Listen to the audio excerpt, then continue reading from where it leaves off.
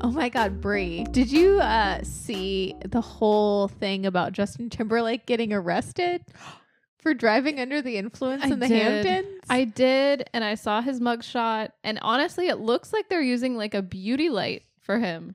He does look like he has like a filter. Doesn't he? A little bit of a glow. I thought the funniest bit was, I guess, the cop that pulled him over didn't recognize who he was. And what did he say? Oh my God. I just thought you'd get a kick out of this. So the cop who pulled over Justin Timberlake, quote unquote, was so young, he didn't know who the 10-time Grammy winner was. He didn't recognize him or his name. And a second source added, Justin said under his breath, "This is going to ruin the tour." The cop replied, "What tour?" And Justin said, "The world tour." He said, "What tour?" But you know what? Oh my God. If I was a cop, even if I knew who Justin Timberlake was, I think it's so funny to be like, I don't know who you are. Like, just to see that man. I mean, I feel terrible being like, I'd love to see that man crumble, but it is hilarious. Wow. So wait, are they canceling his world tour? Is he gonna do like a J-Lo, send out a newsletter and be like, "Sorry guys"? I wonder. I mean, are NSYNC going on a world tour? To be honest, I don't know. I feel like that young boy or that cop. I don't really. Yeah. Also, if you saw Justin Timberlake, like, picture this: you're a cop. I know that's a lot of picturing, but picture this: you're a cop, right? I can picture it. Right I've on. seen Law & Order. Right on. So you're a cop, right? You're like Ice-T, Yeah. but you're a regular cop, not in the SVU unit. Oh, man. Or the SUV unit or whatever. Shoot. Okay. So you're a cop in the Hamptons for one. Oh, fancy. Okay. Justin Timberlake. You're like, that man's driving under the influence. Wee woo.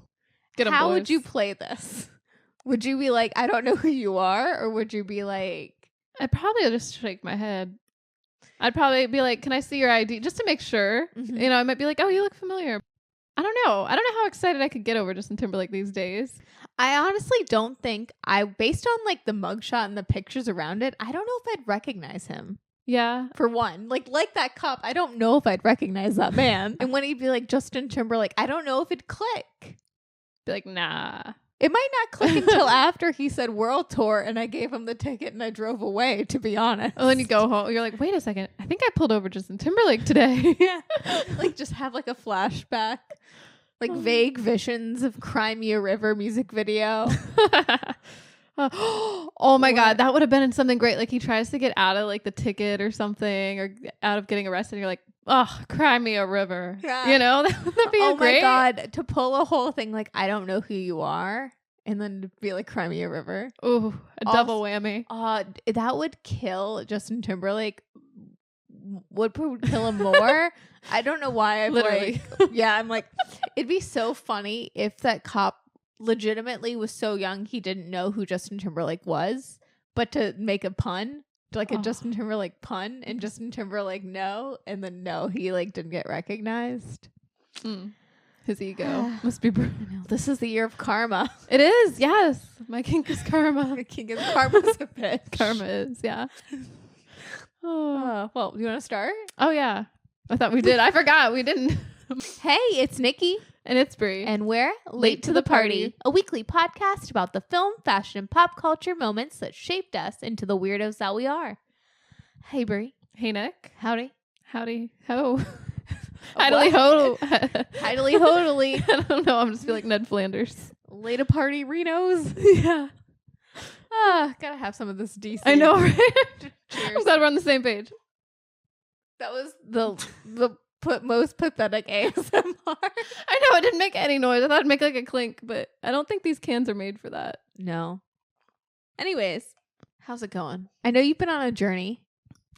Yeah. You've attempted to have a makeover. Oh, yeah. Are we going to talk about that? I don't know. Shall we? We can. I mean, I'll just say PSA. If anyone is thinking of dyeing their hair with beet juice, it's not worth it. It's a waste of time. It's too hard to make your own beet juice as well. Especially if you don't have like a juicer or something. Like, how did you make it without a juicer? I don't even know. I don't even think I made it. Like, I think I just blended some beets and it came out like beet puree with a little bit of juice, which is not really how you're supposed to do it. Then that might be why it also didn't work. But I mean, Your hair looks, I love you, Brie, exactly the same. Thanks. Yeah. I mean, yeah, it does. It was like 3 hours of labor. Maybe even more. Well, 3 hours of like getting the beet juice together, cooking the beets, blending the beets, putting them in my hair. But did you beat the beat? I think the beet The beat fatal me. flaw. Yeah. Because I slept for 8 hours with beats in my hair, and it just 8 hours? yeah, overnight. I overnighted it because I thought that would help it stay. So what happened the next morning when you woke up and nothing happened? I was just like, oh, okay. I mean, I rinsed it out in the shower and it looked like a murder scene. Committing crimes or dyeing your hair with beet juice. Yeah. Who's to say? If you want fake blood, maybe you could use it Ooh. for fake blood, I think. I'm into that. Yeah. So you don't look like Chappell Roan. I know. That was my goal. I was like, I'm going to dye my hair with beet juice. I want to look like Chappell Roan. Anyway. Well, what else? What has been new? Because this is one of our mixed bag episodes, which are really fun to do, but hard to start. Yeah, I don't know where to start. I mean, we could talk about Chappell Roan or... Well, this is the summer of music. It is. We've had so much good music lately. That's from what the I've girlies. been doing. Yeah. Yes. I've been listening to music. Same. I know. It's so refreshing. I felt like I went through such a dark, bleak period where there was no new music that I vibed with, that I like resonated with. Same. Yeah. I'm with you. Yeah. It feels like we're finally getting the goods, and we're finally like I feel like we have like some songs for the summer. We do. So what is the song of the summer? Well, Is it espresso? It might be. It's a me Espresso. It's the song of the summer. It might be. Yeah. I mean, I catch myself just like making everything espresso related. Like once that song's in my head, I can't get out. Yes. It's the genius of Sabrina Carpenter. I watched the music video for the first time today. Oh, you didn't see it till No, today? I hadn't seen it. I mean, I've listened to the song, but very cute. Isn't it? She's in on it. Like, I like her sense of humor. I do too. Yeah. Yeah. You do, or are you a hater? Because like the other day, Brie, you went on a whole tirade about how you didn't understand the relevance of Sabrina Carpenter. Okay, I gotta say, in my defense, I thought she was someone else. I thought she was Australian. Nothing personal to anyone Australian. I just thought she was a specific Australian person. Gotcha. From like 10 years ago. Then who did you This think? is like a MySpace beef that is like not even existent anymore. Then who do you think sung Espresso? I don't know. I guess I got her confused with another artist that is just Brianna Carpenter. Yeah. Yeah. Then who did you think sung Espresso? Brianna Carpenter? Yes, I did. Okay. And I don't know why. I don't know why I have this. It's like a really silly, childish, like... Your childhood beef. Yeah. I don't know. It's just, you know, when you've already decided you don't like someone, and then that is hard to get rid of. That's kind of how it is. So I'm still working through it. Gotcha. No, I am really enjoying Sabrina Carpenter being like the it pop girly of the moment. You know what's cool? I didn't realize that she was the opener for Taylor Swift. Mm-hmm. And Chappell Roan is the opener for or she was for Olivia Rodrigo's tour. Mm-hmm. And they're friends. Spicy. How cool is that? That is really cool. I don't know. And I just love that they're both having like a moment right now. Sabrina Carpenter and Chappell Roan? Yes. Yeah. Like they're both I love to see it. I do too. I'm a big fan of Chappell Roan. Yeah. You know. Obsessed but Good Luck Babe is like the second, like the runner up for Song of the Summer, at least for me personally. It's on rotation. Mm-hmm. 360. I feel like I'd throw that in there. Well, that's my song. My personal, yeah. Really? Yeah. I'm so Julia. That line's iconic. It is. I mean, I think we're having a Brat Girl Summer. Wasn't last year Rat Girl Summer? Brat Girl Summer. Now we got Brat Girl. What does it mean to be a brat girl? Like, how would I describe Brat Girl? Yeah. Well, much like Charli XCX, I feel like to have a true Brat Girl Summer, you have to not care. You can't give any fucks. You have to be authentic. Give a fucks are on vacation. Yes, your give a fucks have to be on vacation. But also, you have to be so committed to yourself. Just like Julia Fox, you have to be in the moment. You're the moment. You're a brat. You're a brat. It doesn't matter what anyone else thinks, anyone else does. You're in your lane. and you're iconic, and just knowing that. It's like main character energy. Yeah. But like in a fun way. Like Brat Girl to me is white tank top, no bra. No bra. Cigarettes, no vapes. Going tiny sunglasses. Tiny sunglasses. Going to the club. Don't take the makeup off afterwards. Ooh, just leave it in your makeup. Yeah. Yeah. Just, it's all about the good times and leaving your insecurities at the door. Admitting you have insecurities. Yes. Like, that's what I really love about Charli XCX's album, Brat, is it is like, club, I'm insecure. Club, I really miss my friend and mentor who passed away. Club, you know, I don't know if it's too late for me to have kids or if I'll ever have kids. Yeah, Club, she does say that. I might regret a lot of things that I've done and maybe my career moves in life, but we're going to party anyways. And I'm the moment, I'm the vibe. I do love that. It's a lot of ups and downs. And that's how I feel. That's why I think this album is the first one to resonate with me personally in such a long time. Yeah. Yeah. Feeling like the highs and the lows. The highs and lows. I know like when people look at me, I don't appear as though I'm a mess, but I'm a mess. Well, hey, it's Brat Girl Summer. This is the time. It's like you're sad at the club a little bit, but I love that, you know? And it makes me upset that we don't have a club around here anymore because I'd feel like some of these songs would be like at the club and I just want to like fist bump into oblivion. We will. We're going back to New York in a couple months. You're right.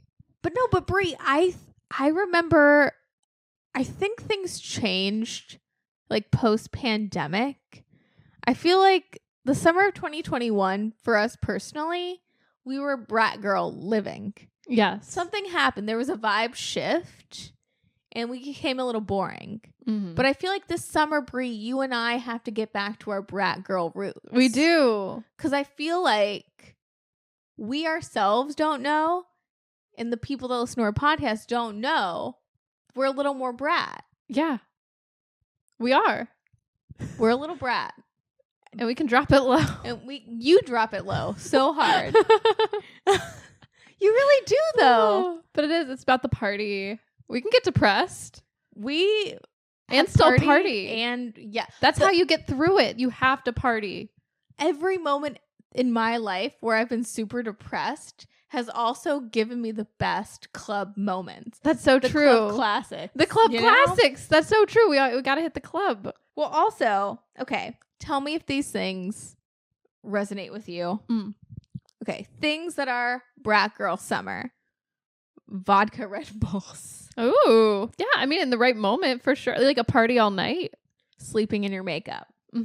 Making TikToks on a whim. Yes. That's something I 100%. haven't tried, but I want to. I want to break out of my shell. Yeah? I know I haven't done that in a while. Mine are usually, okay, I will say when I make a TikTok, half the time I'm just doing it because I'm depressed and bored.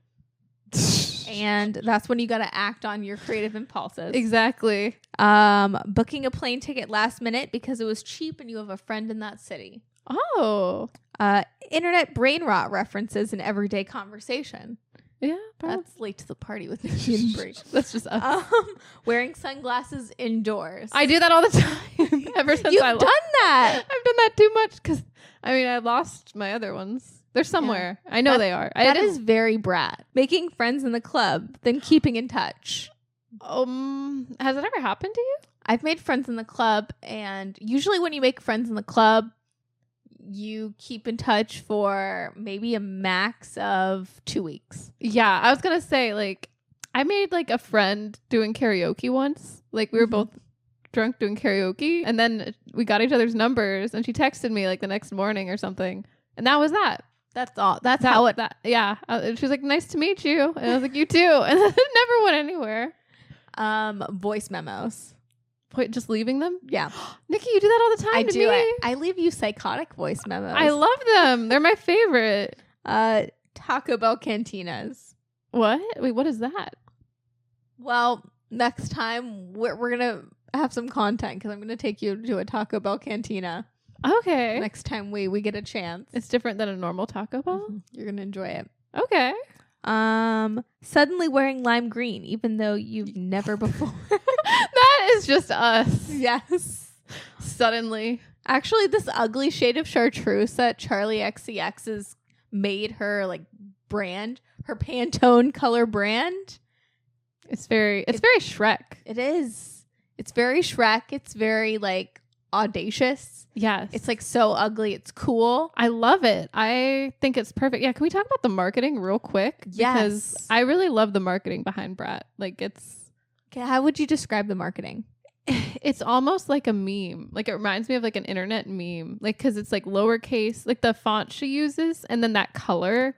It is kind of like that ugly but kind of cool.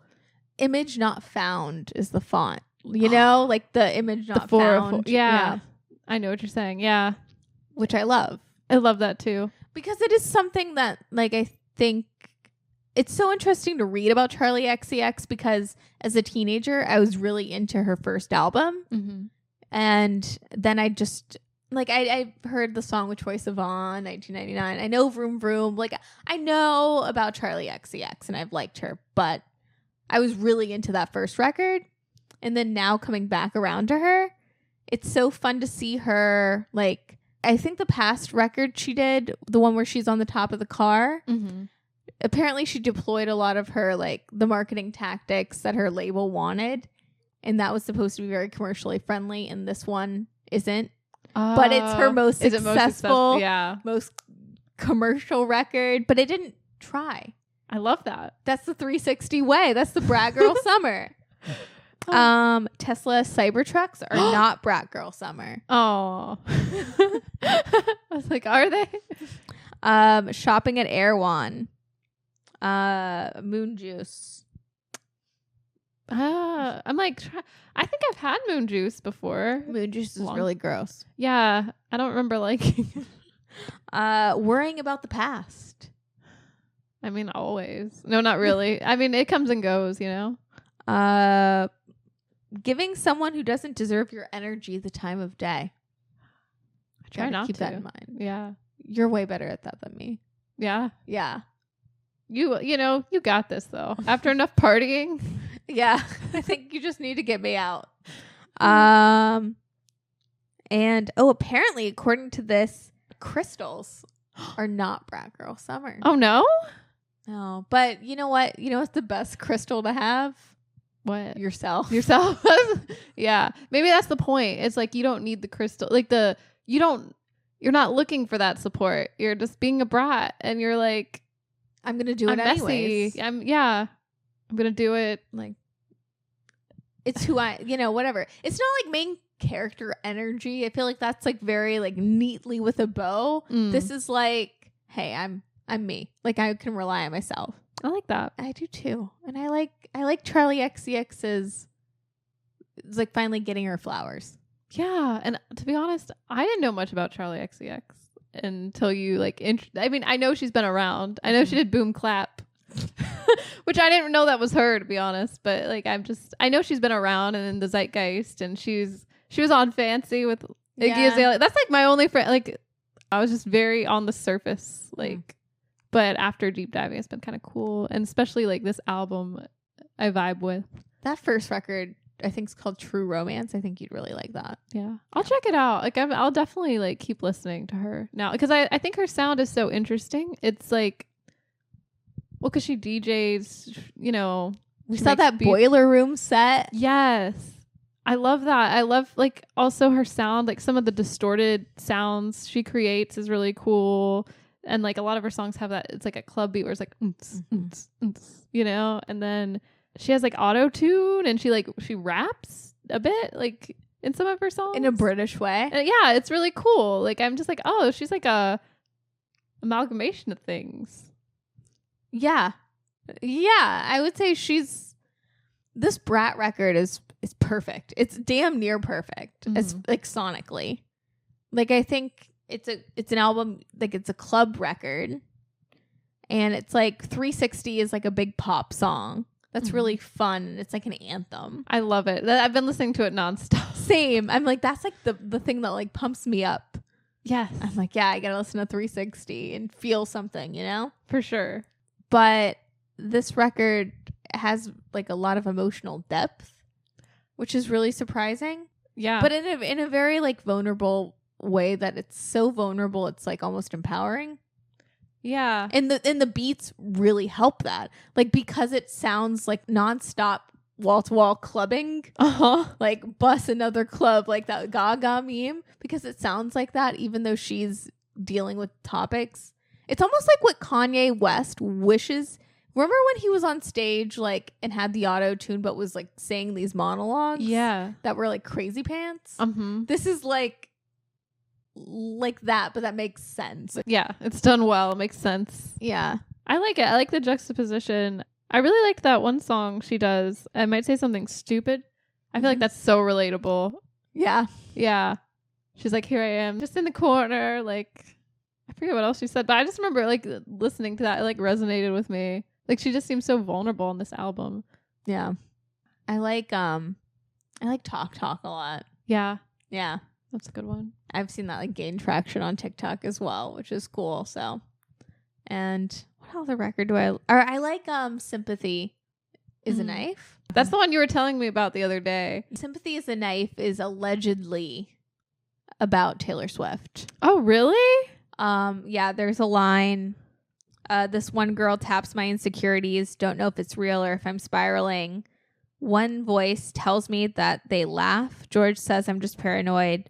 Says he just don't see it. He's so naive. I'm embarrassed to have it, but need the sympathy.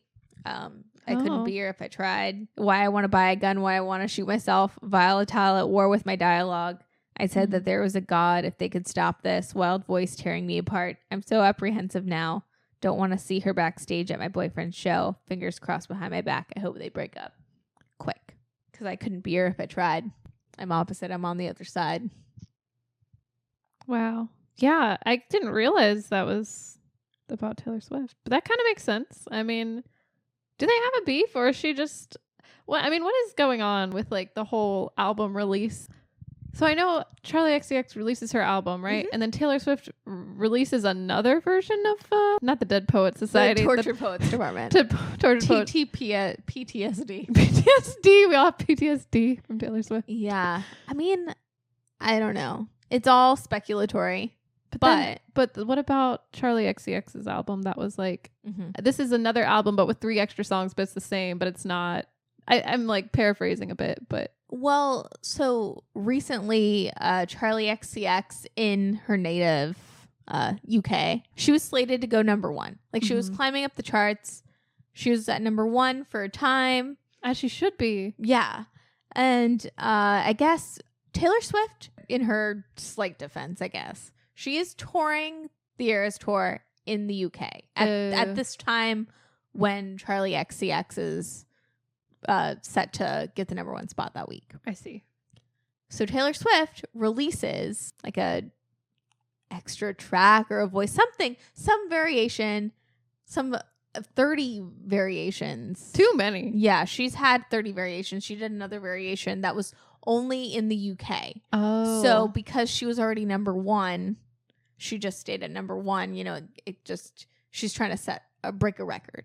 I see. For Tortured Poets Department. Huh. So she kind of kicked Charli XCX out of that number 1 spot. Charli got number 2. Now, this wouldn't be that crazy if a couple weeks prior, when Billie Eilish's record came out, Taylor Swift also, by coincidence, put out another variant. Oh my God. Of Tortured Poets. No one is safe. Every time someone releases an album, it's going to be another Tortured Poet. Like from now until infinity. For sure. Until her next record. Yeah. Which I don't know. I mean, Sympathy is a Knife. And I love this record so much, just in general, because I know there's one song that kind of either references Lord or Marine and the Diamonds. Yeah. Like, Charli is very vulnerable about her insecurities. Right. And to be honest, if I was in the same circle as Taylor Swift, I'd feel a type of way, especially because we know Taylor Swift is so, like, she wants the fame. She wants this so bad. Yeah. And she just seemed like someone who wants the limelight. And also as someone who wants attention. True. You know? Yeah. She does. That must be like, it might flare up your insecurities a little bit.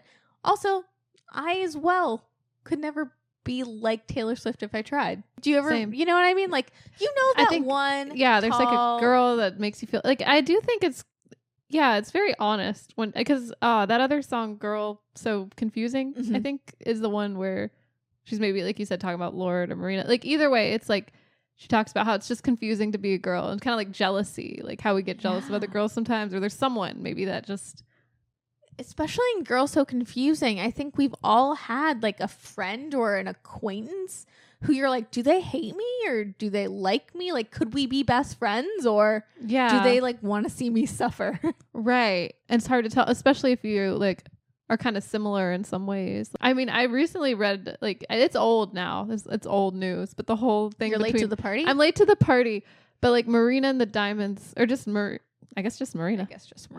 But like back in the day when she was like calling out Charli for posting, like she was, I guess, doing a perfume ad, and she said she like copied her Fruit kind of album cover or something, but it was the same photographer, and it was like a year later, and it wasn't like she was releasing it. I feel like that's kind of silly.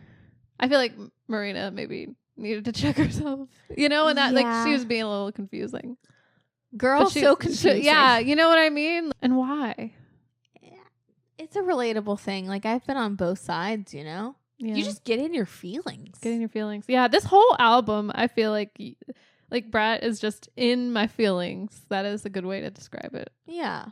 And it's like, you want to feel confident. You want to like go out and you want to hit the club, and then, yeah, like real life, or, you know, what is real life though? Maybe the club is real. Maybe having the fun times and having the Brat Girl Summer is the real life, and your intrusive thoughts are just your intrusive thoughts. Maybe, yeah. They're like, that's why you can hear them through the like, because they're so intrusive. They are like intrusive thoughts. Maybe this is why I love this record, because I want to party, but I also have a lot of intrusive thoughts.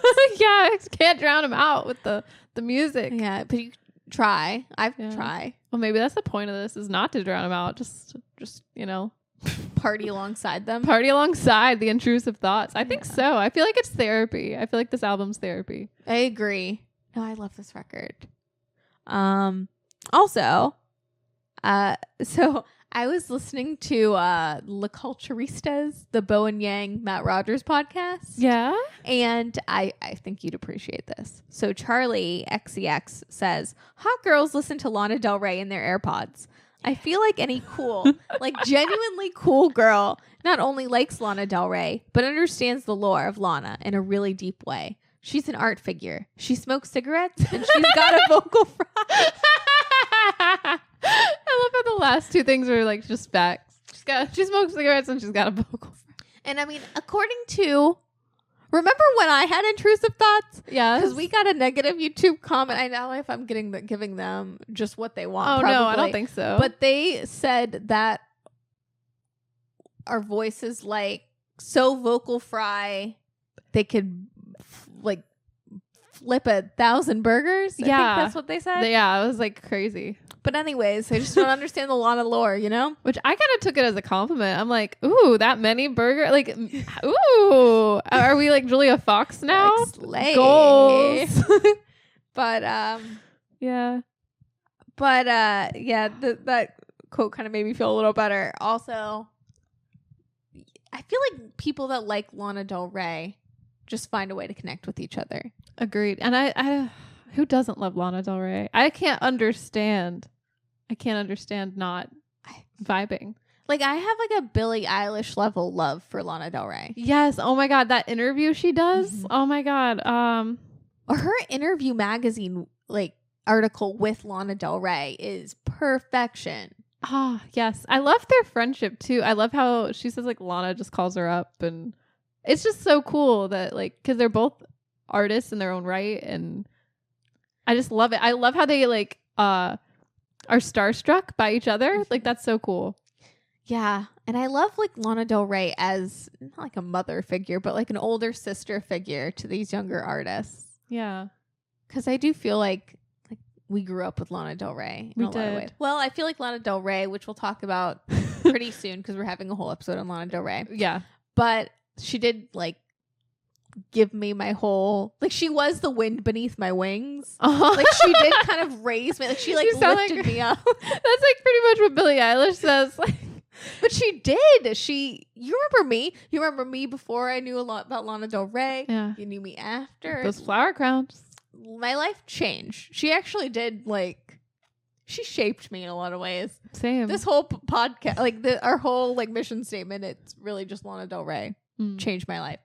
But it's cool that other people are all still in love with Lana Del Rey. Like, we have always been in love with Lana Del Rey. That is refreshing. Like, I feel seen. It's like, if you know, too. Like, if you love Lana Del Rey, like, if you're a Lana stan, you know her top to bottom. Mm-hmm. You know everything. There's no Lana stan that just knows, like, video games or just You're knows. not a stan. Yeah. In that case.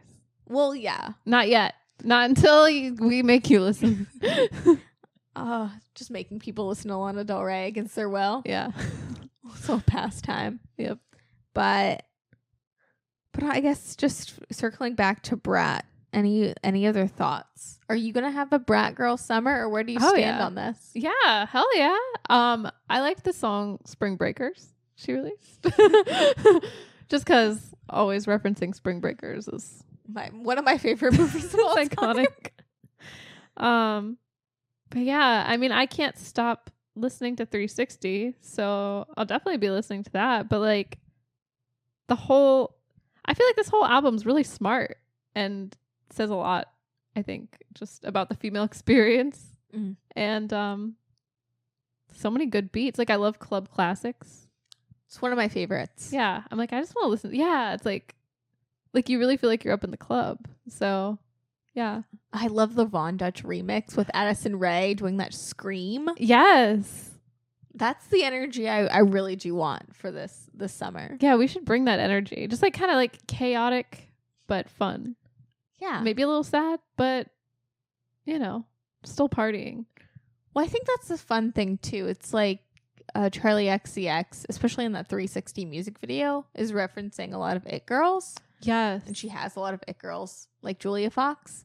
But what's so admirable about someone like Julia Fox is she's so, like, in her own world, and she's always been her own person. Mm-hmm. You know, like, she's just someone that seems like she came out of the womb being herself. But also she's, like, very aware of the world around her, and it doesn't seem to, like, affect her. Like, it affects her. She's affected by it, but it doesn't change who she is to her core. True. And I think that authenticity is, like, really cool. Yeah, no, I admire Julia Fox and Charli XCX.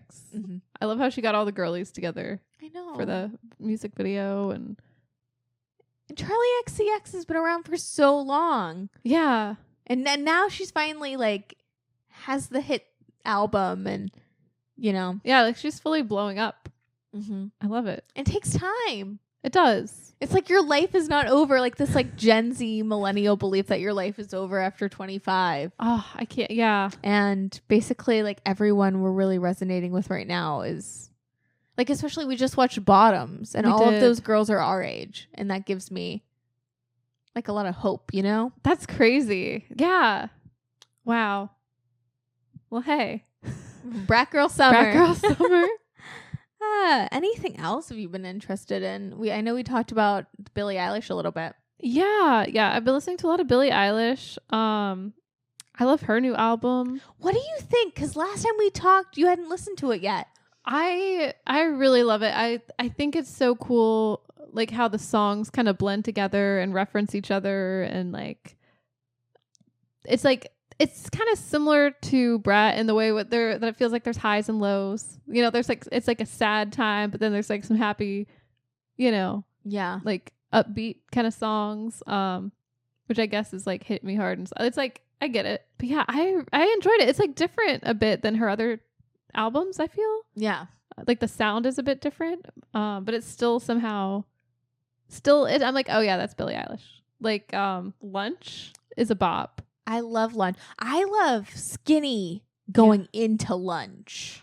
Like the drums, there's like and also the fact that, like, what she talks about in Skinny, and then it goes into it comes lunge. around. Yeah. And then at the end, you can hear a little bit of Skinny.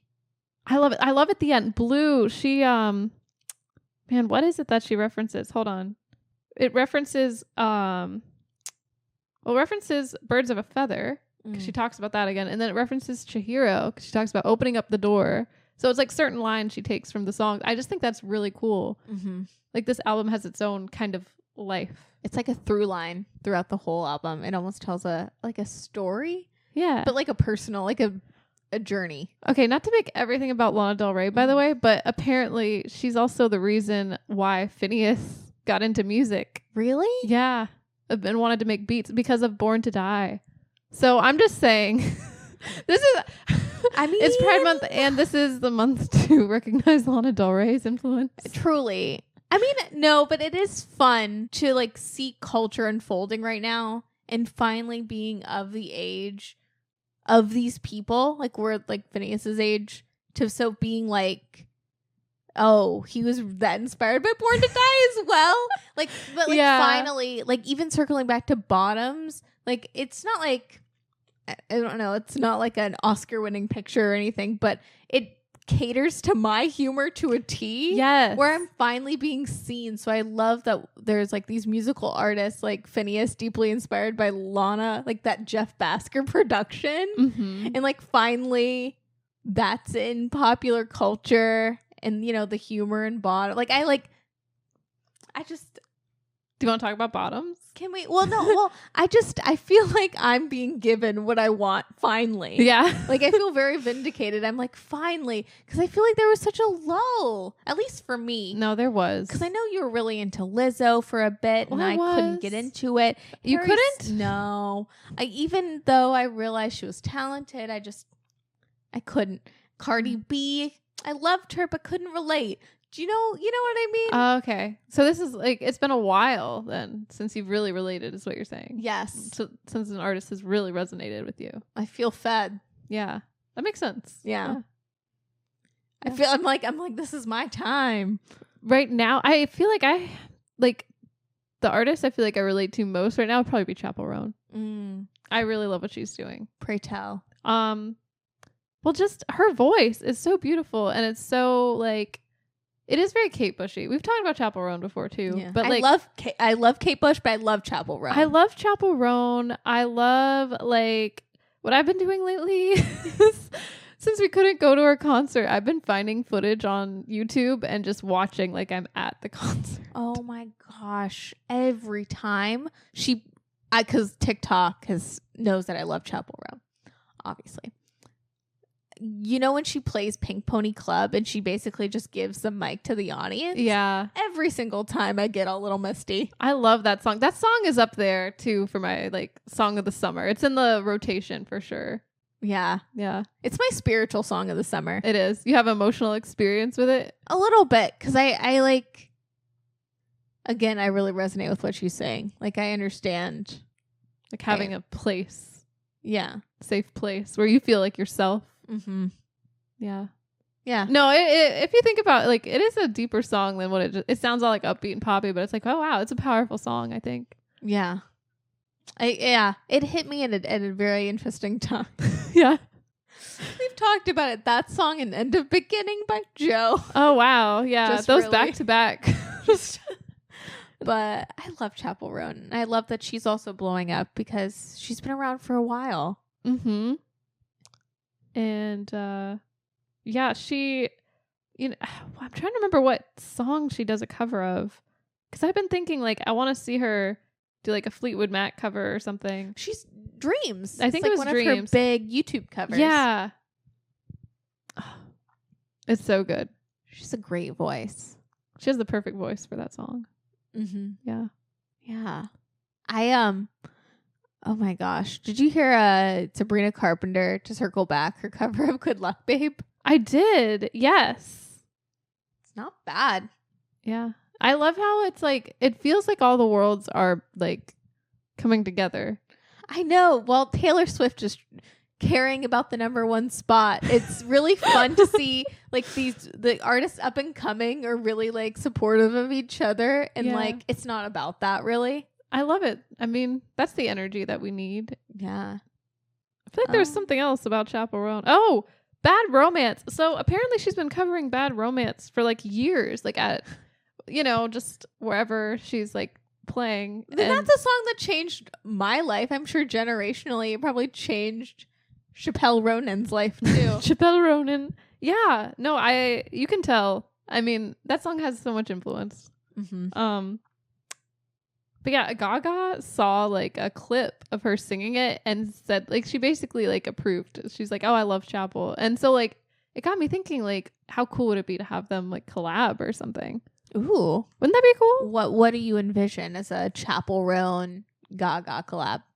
I don't know. This like something poppy. Like maybe it could be like the new like version of like like not Telephone obviously, but that kind of energy. Like they team up and there's a fun music video and it has like the poppiness and catchiness of like maybe like Telephone, but like I don't know.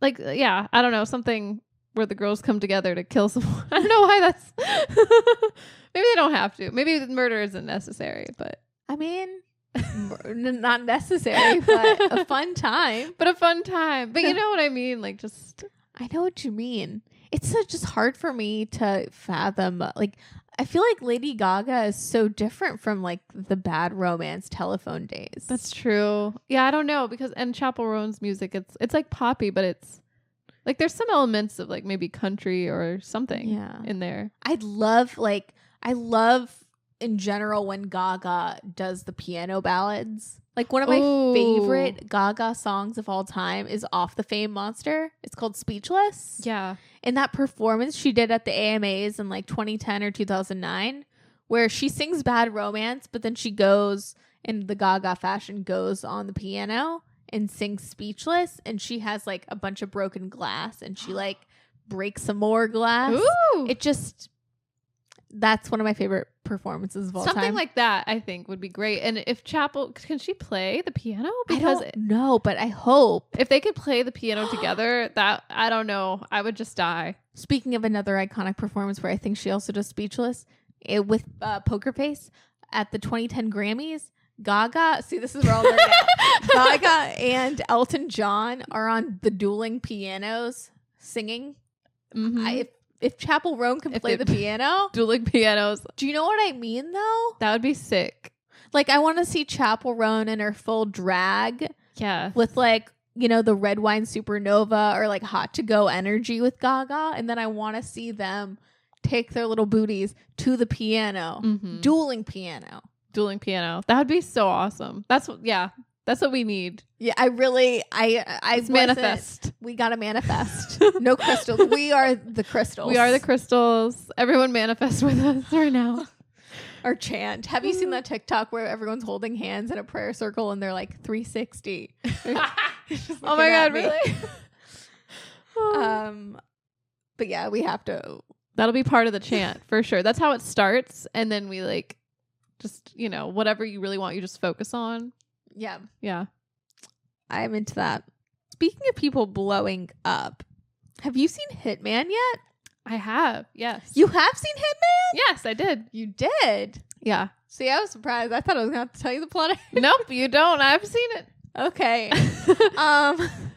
What did you think of Hitman? I enjoyed it. I mean, it was, okay, it didn't play out the way I thought it would, but it was interesting. It was fun. It was fun to see Glen Powell. Mm-hmm. I'm a little confused. So he's like a professor, and then he's Gary Johnson, which is based on a real life person. Yeah, that's mind blowing to me, but kind of cool. I know. But how did he get to be an undercover cop? Is what I want to know. I actually am. I don't get it. I want like a HBO documentary about the real life Gary Johnson. Yeah, because I'm like confused. I'm like, wait, was he a cop before? Like, how did you get into this without? It didn't seem very official. Because then, what?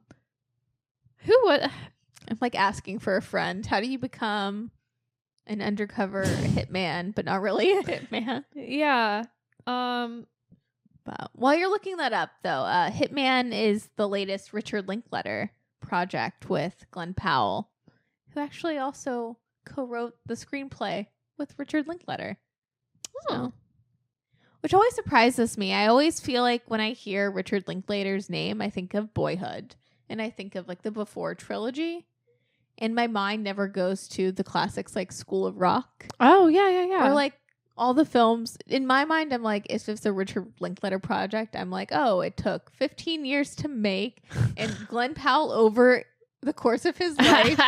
But I think that was just Boyhood. I get confused. Yeah, I don't think.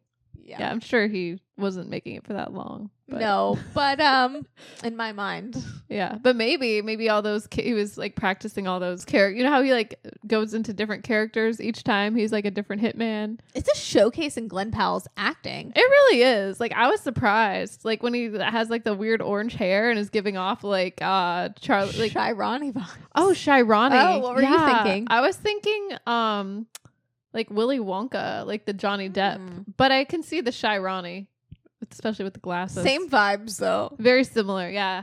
Bob Yeah. haircuts. Also, just circling back to Bottoms, that character does dress like Rachel Sennett's character in Bottoms. He does. Yeah. But yeah, what's your favorite character in Hitman? It's got to be Ron. I think that's the fantasy, right? Like, there is a bit of a fantasy. I'm like, oh, like it's also funny and kind of cool to see like that trope like on a man, like the glasses, like removing the glasses. Yes. You have the glasses on and you're like, oh, he's such a nerd. And That then he's dweeb. like hot. And then he takes off the glasses and you're like, whew. And he's like a hitman. He's got his hair sleeked back. Mm-hmm. No, I do love that. Yeah. I do love. I didn't like the ending at first, Yeah, I thought they got away with too much a little bit, but they're all just playing a role, yeah, and she's also playing a role at that point. true. You know, like Acting. eventually it'll catch up to them, but for now they're just gonna pretend like they're a suburban perfect couple. True. Are they both psychos? I think so. I think also that they're kink. Two psychos find love is what it should be called. I think in a different way, kind of like Chappell Roan, there's power in drag. Uh-huh. Because Gary Johnson, especially Ron, that's his drag persona. Pretty much, yeah. I mean, I know it's not exactly, but he really is leaning into everything masculine hitman that he is not. Mm-hmm. I don't know. Yeah.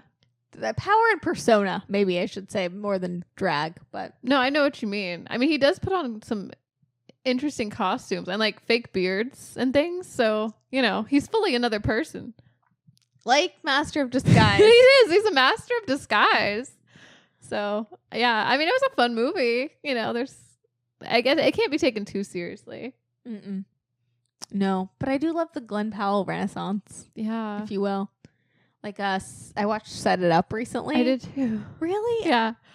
Brie, I love Set It Up. Yeah. I feel like Set It Up is a little better than Hitman, but Hitman's still enjoyable for sure. Okay, yeah. I'm glad you said that. Brie, Set It Up's my new comfort movie. It's really cute. It's got Lucy Liu, which she is so cool as like, she's almost like a Miranda Priestley kind of equivalent. She's a little girl boss adjacent. Yeah. It's believable though. Yeah. It has Zoe Deutsch, who's just like super charming, and I wish she was in more films. Yeah, where is she? Where can we find her? I know. Well, she was also really good in the Zombieland Double Tap too. It was like the blonde, like bimbo type of gal. But I don't remember if I've seen that one. Is that the second one? it's the second one, yeah. But I don't know. I love Glen Powell and Zoe Deutsch together. They had chemistry. They had a lot of chemistry, I thought. Yeah. When they're eating that pizza. Oh my gosh. Yeah. No. I love a romantic comedy that like can inspire me in my everyday life in some weird way. Yeah. Is it also like the idea of matchmaking? Mm-hmm. And then your match gets made? Yeah, I love a story where in the rom-com they're trying to set someone up and they realize they're The Parent Trap? I think that's it, Brie. It's the Parent Trap situation of it all. Yeah. It's like, I think that's what Glen Powell says in the movie. He's like, I call that parent trapping. I've seen enough Lindsay Lohan movies to know. And I'm like, Yes. that made me think of you. That's what I'm into. I'm into parent trapping. Yeah. It's fun. Yeah, no, I really love that. I think it's the best rom-com I've seen in a really long time. No, it's good. I liked it. I'm glad you liked it. I feel like I've been trying to get you to see Set It Up for a really long You time. have. Yeah. I decided I'd just watch it, you know, just because I'm like, wait, she rewatched it? I want to know what this is about. Best rom-com. I think that's what it was. When you said best rom-com of recent years in the notes, I'm like, okay, I got to check this out. Is that too bold of a claim? Be honest. I don't think so. Because even, I'm trying to think, because we talked about The Idea of You, and that had Glen Powell, and that one was good. Anyone But You. Oh. The Idea of You, Damn Brie, it. is Not again. the Anne Hathaway. Okay, yes, you're right. Idea of You is Anne Hathaway. Anyone But You is Glen Powell, Sydney Sweeney. Yes. Well, that's the one I mean. Anyone But You.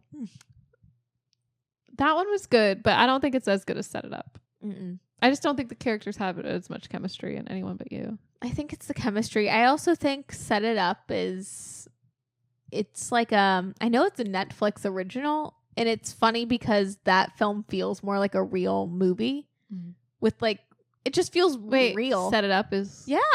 And Really? Anyone But You had a theatrical release. But it feels so sterile, Anyone But You. So it's interesting. Huh. Yeah, I thought it was the opposite. Yeah. Wow.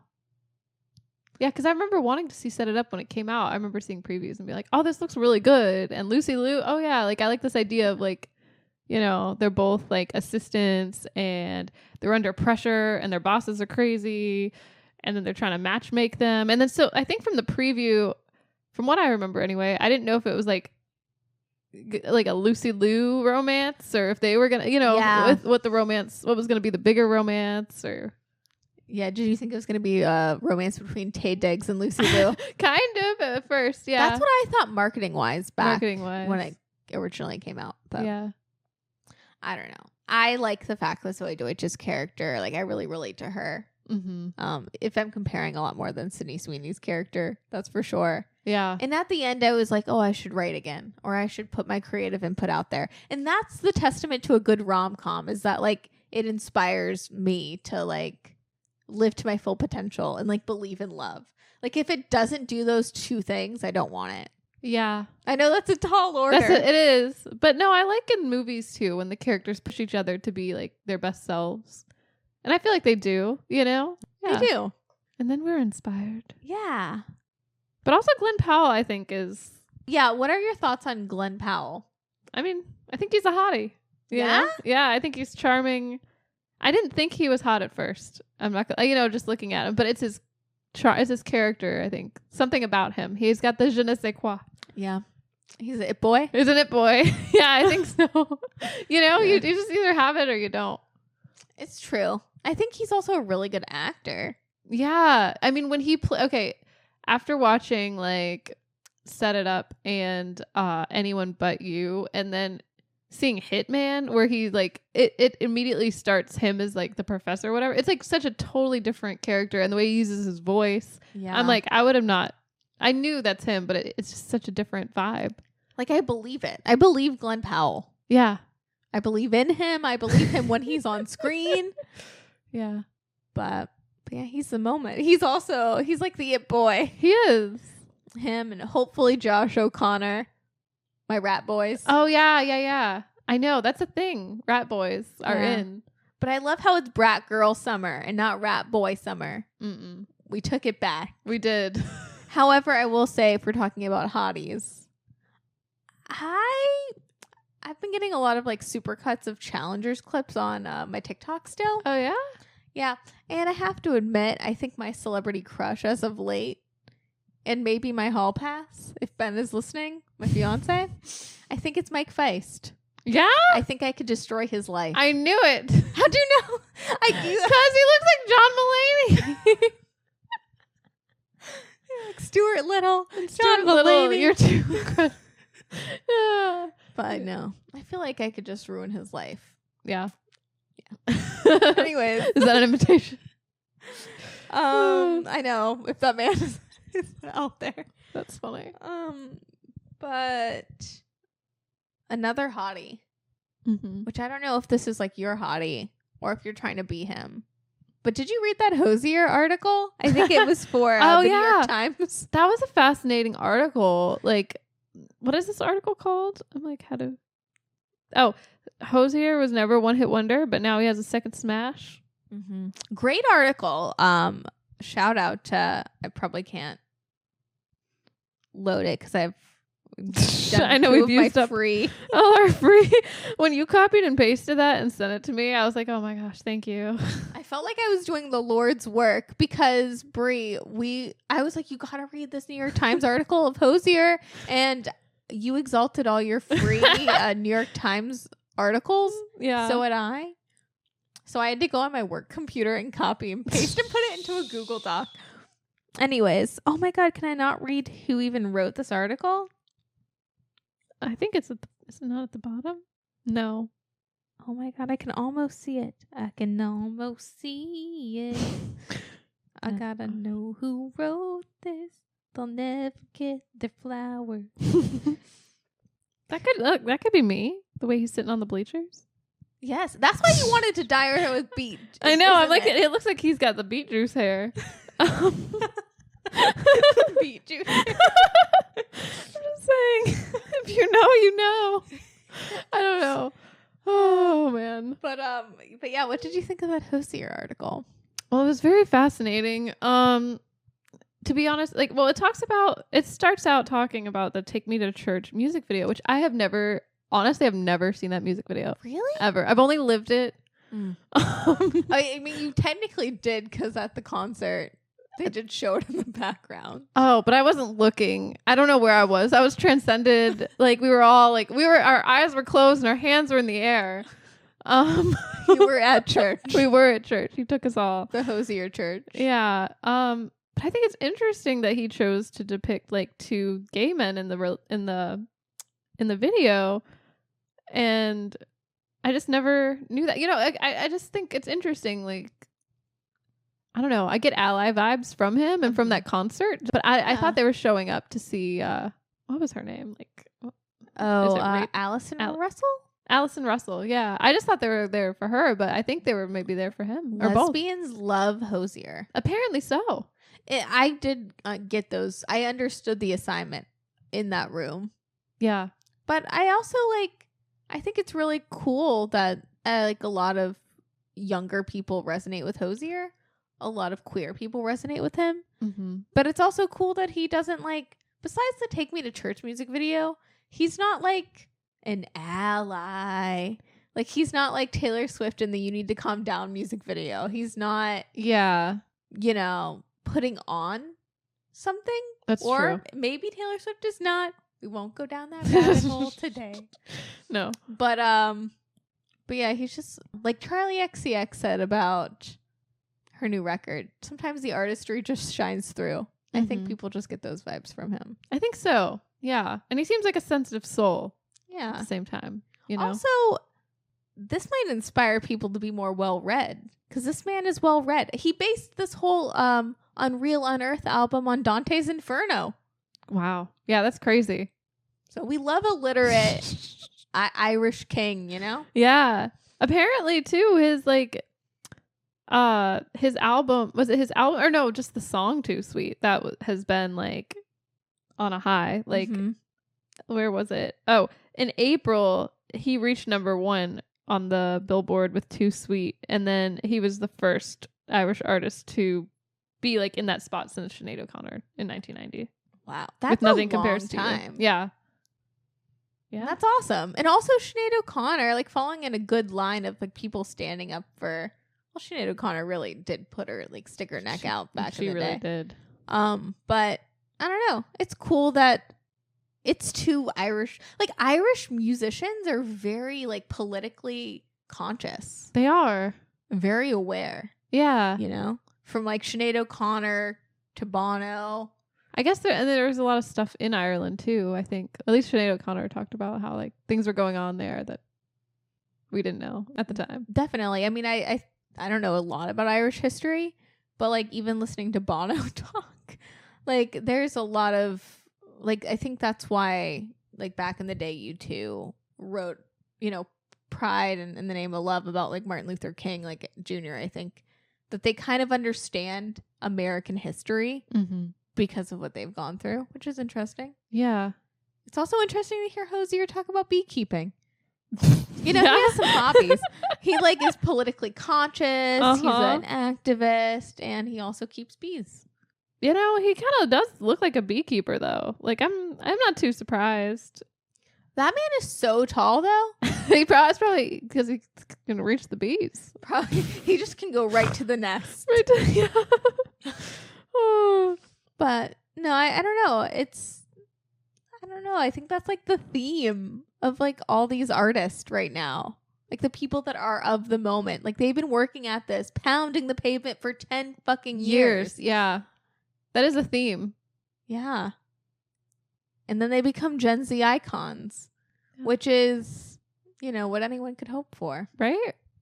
Yeah. Yeah. No, I'm glad they're getting, well, like, Hozier, because, like, I do remember when, like, you know, Take Me to Church was a big deal, but you wouldn't see, like, the concert being sold out like you would today. I mean, it was, like, on the alternative music radio station. Yeah. It was big in my world. Yeah. Yeah, but maybe not in the world. But now it is. Now he is. I know. I think that's crazy. But it feels like being in on a really cool secret. I don't know if you started to feel this way. Mm-hmm. Like I love how we're talking about like our faves, like from Tumblr. Mm-hmm. Like our Tumblr generation. I feel like. Which I started Tumblr, by the way. Again? I don't know. It's a social experiment. Okay. Does it still give you that serotonin or not really? No, not really. Okay. But I did it on my iPad too, but not really. I mean, that was, we were a part of a moment that I feel like certain people that are a little younger than us are super nostalgic for. Yeah. But I'm also nostalgic for it. But it's interesting to see, like, doesn't it feel like, not like you discovered them. I don't want to be so hipster about it. But it is fun to see, like, our people. Yeah, rise there are to the people. top. There, yeah, like Charli XCX, Hozier. Yeah. Lana. I know she's getting all the credit. We're all just crediting Lana Del Rey, but she deserves all the credit. I feel she's mother. She is mother. Like I feel like I could say that with my whole chest. Lana Del Rey is mother. Yeah, but she's the national anthem. She is. National anthem is the national anthem. Mm-hmm. Well, money is the anthem. Yeah, money is of success. Yeah. So put on your mascara and your party dress. Anything else you want to discuss? Oh yeah, did you watch Stardust with Robert De Niro? I did. Did you? No, I didn't. I forgot all about it. I'm so sorry. It's okay. Also, but I read the plot and I saw the movie poster and I felt like I saw it. Yeah. Have you seen the scene? Well, the reason why I wanted to see it is because I was just like, I was on Reddit one day and I got, you know, like you just go down like a bit of a rabbit hole and I can't even remember what the thread was. I don't know how I got to this, but someone commented like, I guess they're talking about Robert De Niro and they're like, oh, well, what about his role in Stardust as a gay pirate who like cross-dresses? I'm like, what? What are they talking about? When did this happen?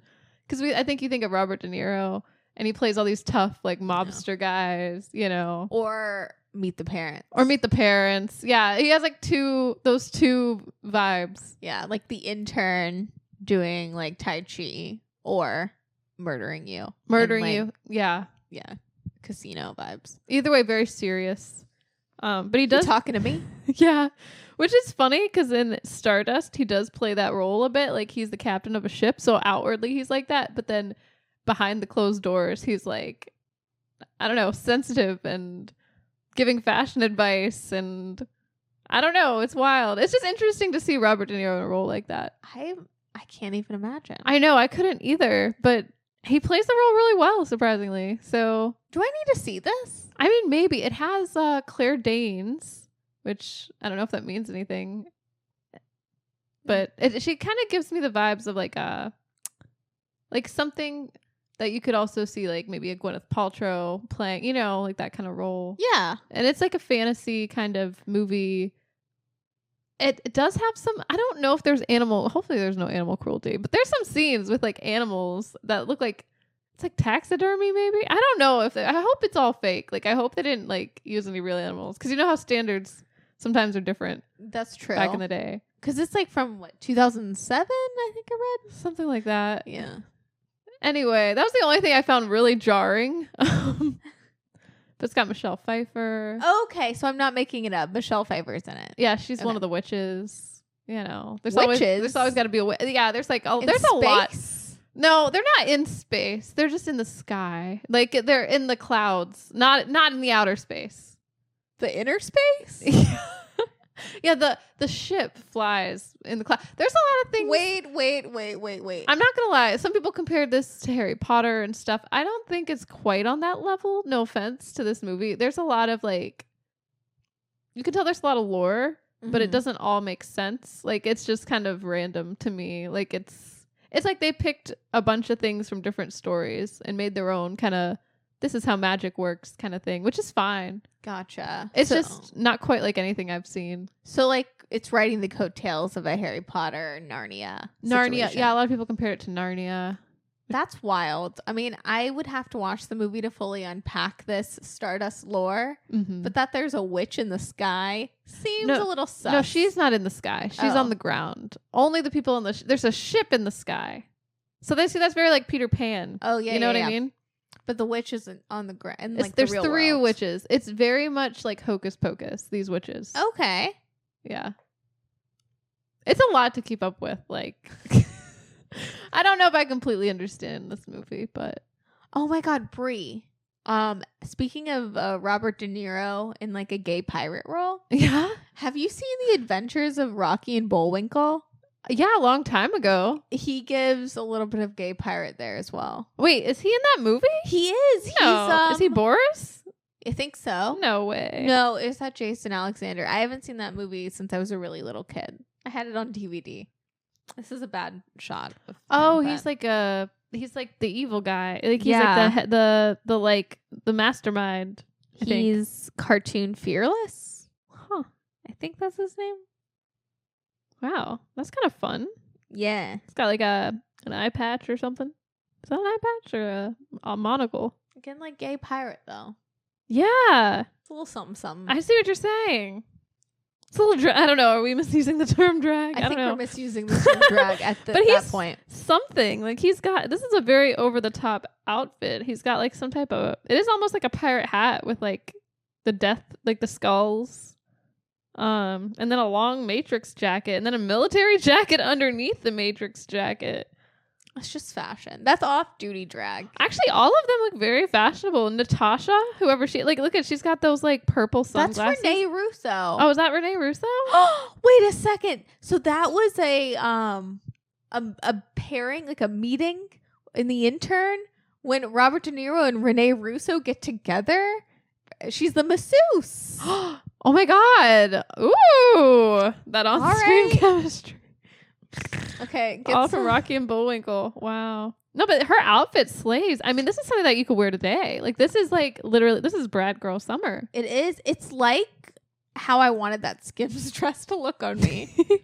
But way too long. Yeah. Note to self. Kim K may be only 5'3", but she didn't make that dress for also people that are 5'3". That's not right. That ain't right. That ain't tight. Too tall. Anyways, it's my review of the Skims dress. Just gotta let the people know. But anyways, anything else you want to discuss? Oh, we didn't even talk about bottoms really. I mean, we did. We like sprinkled it in. We did sprinkle it in. I just want to say I really enjoyed watching Bottoms with you. It was very funny. That movie made me laugh out loud. It's so over the top. Mm-hmm. And that's what I loved about it. Like, it's so unexpected. Like, so much happens that you just aren't prepared for. It's so campy. It is. In the best way, because it is self-aware. I think I was reading reviews, and I think they totally missed it. But maybe it's just these ladies have my sense of humor. Yeah. And it's like a friendship movie. Like, they're like best friends. So there's that element. Yeah. And I'm like, oh, that's cute. You know, they got their little friendship necklaces and they're getting into a scheme. Like, I love movies where the characters get into like a scheme together and then it seems like it's going to work and then it all falls apart. And yeah, you know, no, I'm so into like a Superbad-esque setup. Yeah. Like Rachel Sennett is totally Jonah Hill. Ayo Edebri's Michael Cera. Uh-huh. Also, Ayo Edebri is the coolest girl in the world. She is really cool. Like, I loved her in Bottoms. Mm-hmm. And also that monologue she has about, like, getting married to the pastor when she's in the car in Bottoms. So hilarious. Improvised. Oh, really? That came from Miss Edebri's noodle. I didn't know that. Yeah. That seems so legit. I was like, wow, that's so detailed, but that's funny. I love it. And I don't know. I just love her. I love everything she's been in. So I like want to see more. Same. You know? No, she really charmed me. Like she's like I love her personality coming through, and I love when she piles on hats just for no reason. And I love that opening monologue when they're in the bedroom, Rachel Sennett's bedroom. And she's like future tripping, or she's like, this is how it's gonna go down. She's like, I'm not gonna ask this girl out. I'm gonna wait 20 years until she's getting divorced from her husband. It's like something like that. And then she's like, then I swoop in. She's looking a mess. It felt very. It was like so like Ayo Edebri could play you. Yeah, I do feel like her sense of humor, at least in Bottoms, like I'm like. I vibe with that character. I'm like, that's me. No, like in a movie of your life, Ayo Edebri, I think, would be the perfect Brie. I feel like I've said things like that. I'm like, no, this is how it'll go. This is how I picture this to play out. Yes, everything about it. I loved it. And I loved seeing, oh my God, the guy from The Idea of You. Oh, yeah, the football player. Yeah, finally, The Idea of You. Or the correct reference. Which the whole time I was like, oh my God, that's The Idea of You guy. And you were like, what are you talking about? They were talking about Glen Powell because I don't know why I keep like anyone but you, The Idea of You. Like it's just too much for my brain to like it's a lot. It's a lot to separate. It's a lot of too many U's. Yeah. Yeah. Buts and ofs and ideas and anyone's. Yeah. It's just like the words just are like mush in my brain. The word salad of it all. Yeah. It's too much of a salad. We are like Brat Girl Summer, where we're now just a bunch of like chronically online, like brain rot. Yeah. References, just all. That's all we are. Scattered. Yeah. But I don't know anything else because I don't know. We've kind of turned into brain rot. I liked Bottoms. I really enjoyed Bottoms. I did too. I liked how the boys were a lot like Ken. They had a lot of Kenergy. They did. So that was really funny. The over the top macho, almost synchronized dancing that they would do. Do you think was it Emma Spiegelman was really inspired by like But I'm a Cheerleader or movies of that ilk? Or is that like a stretch? Huh. I hadn't thought of that. Just like the campy factor, like the gay comedy of it all. Maybe. Yeah, that would make sense. Because there is that element. They're not the same, but the lineage maybe, or like the... No, I know what you're saying. Yeah. I wouldn't be surprised. Yeah.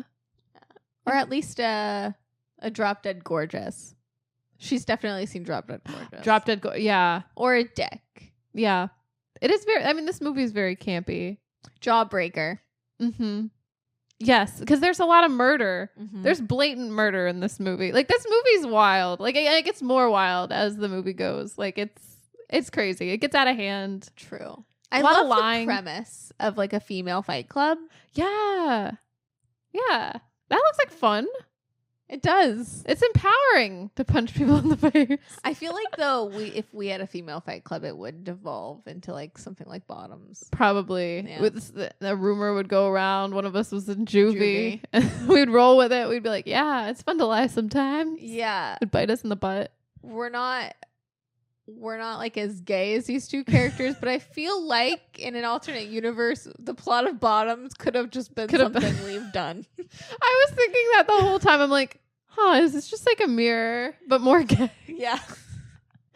Oh, I'm like, wow, why is this so relatable and funny? Yes. Isn't that great? I think that's great when like things just like hit to your sensibilities. Yeah. Yeah. It's also committing to the bit. I like how they just kind of committed to this bit for a while, just running this club. Yeah. I agree. They get into it. Yeah. I liked, in Hitman, Glen Powell committing to the bit. Maybe that's the thing. Chappell Roan commits to her bit. Yeah. That's what you got to do. Charli XCX. Yeah. She's committed to the bit. That's her lifestyle. Exactly. And ours now, too. Yeah. The Brat lifestyle. Next week we'll be in tank tops. Uh-huh. We'll pick up the terrible habit of smoking cigarettes. Yeah, just to be cool. Yeah. To get that vocal fry really going. Yeah. But yeah. Oh my God, I'm tired. I know, me too. I don't know where to go. Oh my God, we didn't talk about the Please, Please, Please music video. Oh no, we didn't. Okay, yeah, we've got to talk about that real quick, right? Yeah. We can't just... I don't understand the plot of this music video. It's perplexed me for days. Yeah. She's like, well, she's in love with a bad boy. Barry Keoghan, her real life boo.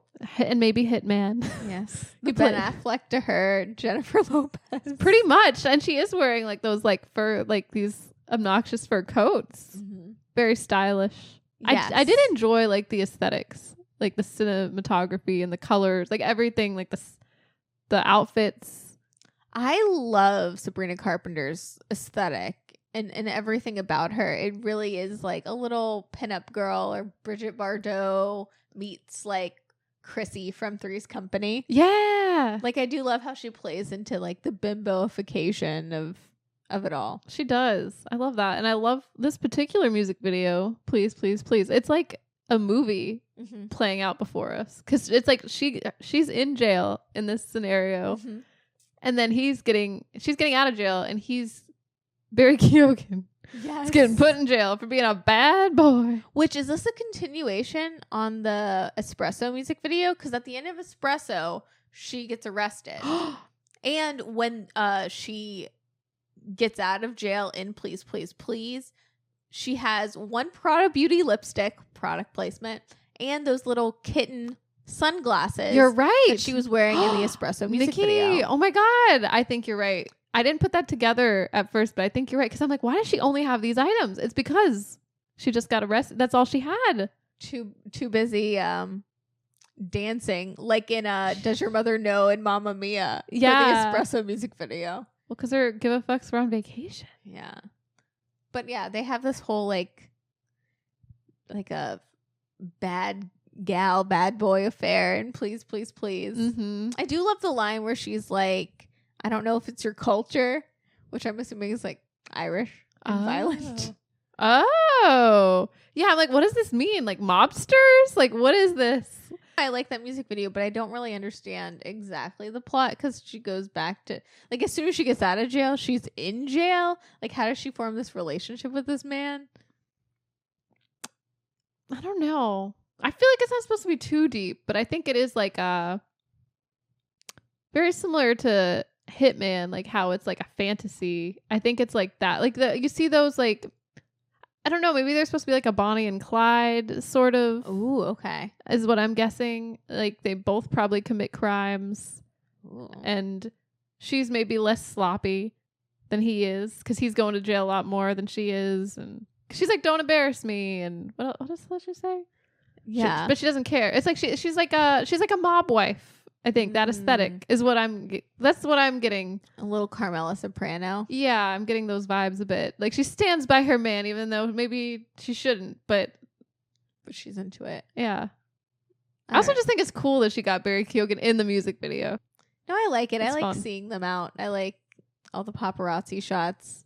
I love, I don't know, just the idea of them being together. I think is kind of cute. Yeah. And I like the song. Yeah. It's very Casey Musgraves. It is. No, I'm into it. Not the song of the summer, but I'm into it. Yeah. I want more Sabrina Carpenter. I don't hate her. I don't know. I mean, I was never mad at her. It was someone else. Like, I'm so sorry to this girl. I know. Sabrina Carpenter's so cute. Yeah. So talented, so cute. I don't know. I'm like, as much as I feel like a hater, I'm a lover, I think. Yeah. I don't think you're a hater. What's going on at the moment? I think I've become more of a hater. Really? As the somehow. tables turn? The tables have turned. That's okay. We'll unpack this more another time. Yeah. Well, we started from the bottom. Now we're here. I don't know why. We ended with the bottoms. We ended with the bottoms. Now we Bottoms start. up. Yeah. Bottoms up. I don't know. I just want to like make puns with the good luck, bottoms. babe. Well, we'll see you next week. See you next week. Bye. Bye. Late to the Party is hosted by Nikki Jensen and Brie Piccone. Our podcast is produced by Grace Dunbar and edited by Brie. That's me. Thanks for listening. Make sure to rate and review us on Spotify and Apple Podcasts. We'll see you next week. Bye.